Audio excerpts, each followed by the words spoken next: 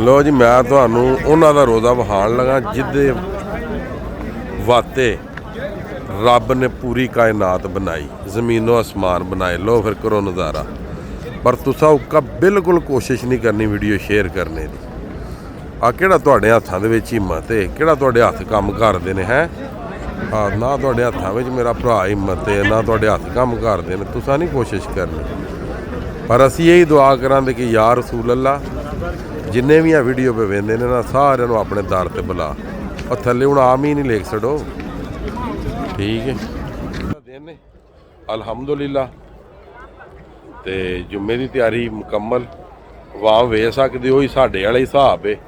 जिस तरह के साढ़े भी जी जुम्मे वाले दिन निकल के आ जाते हैं। तो कई आलम आते हैं ना भाई, वो बंदा 4 जुम्मे ना पढ़े तो बंदा काफर हो जाता। तो जितों 28 दिन बंदे ने मस्जिद च जाने नहीं, तो मुसलमान है कित्थों है? पहला वो काफर ही है ना। फिर जो 28 दिन उन्हें जाने ही नहीं मस्जिद वाल, तो वो फिर कहता मुसलमान है, फिर मेरा नाम ही कलमा पढ़े है ना, ठीक है। तो बाकी कलमा तो उन्हें भी पढ़े सी ना, हर नमाजा तो यजीद भी पढ़ता सी ना, कलमा तो उन्हें भी पढ़े सी, ठीक है। तो है कि वो जन्मी, ठीक है। शिमर की शिमर का हाफजे कुरान जी ने इमाम साहब का सिर लाया ही है, वो की ये जन्मी निरा जनाब कलमे नाल ते नमाजा नाल अमल नाल होना। ते अमल करो, ठीक है। वीडियो जिन्नी हो सकता शेयर करो। तो जे किसी को कलंज की पीड़ पैंदी है तो पई पवे, मैनू कोई प्रॉब्लम नहीं, ठीक है। मेरा काम एक अच्छा मैसेज देना, वो मैं दे दिता, ठीक है। तो बाकी अल्लाह ताला तुहानू भी ते मैनू भी 5 टाइम का नमाजी बनाए, तो अल्लाह ताला तुहानू मदीना शरीफ मक्का पाक की ज़ियारत नसीब फरमाए, ठीक है। पर तुहानू अल्लाह ये तौफीक ना दे कि तुसी वीडियो शेयर करो। क्यों? तुहाडे चंगा कामां नाल तुहाडा वास्ता ही कोई नहीं। तुहाडा ते काम किते जादू होवे, किते को बला होवे, ठीक है, वो वीडियो शेयर की।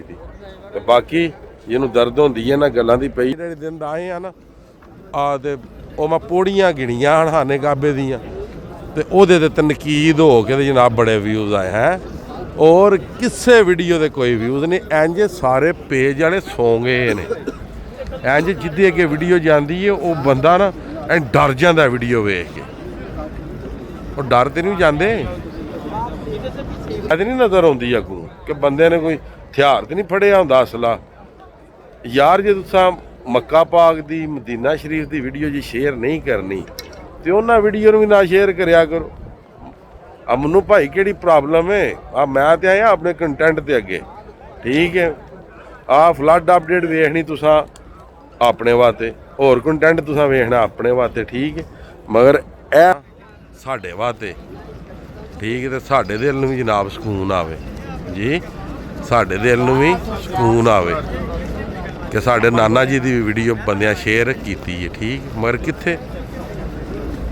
बाकी अल्लाह ताला तुहानू भी मैनू भी नेक दहार दे। अल्लाह ताला तुहानू भी मैनू भी 5 टाइम का नमाजी बनाए।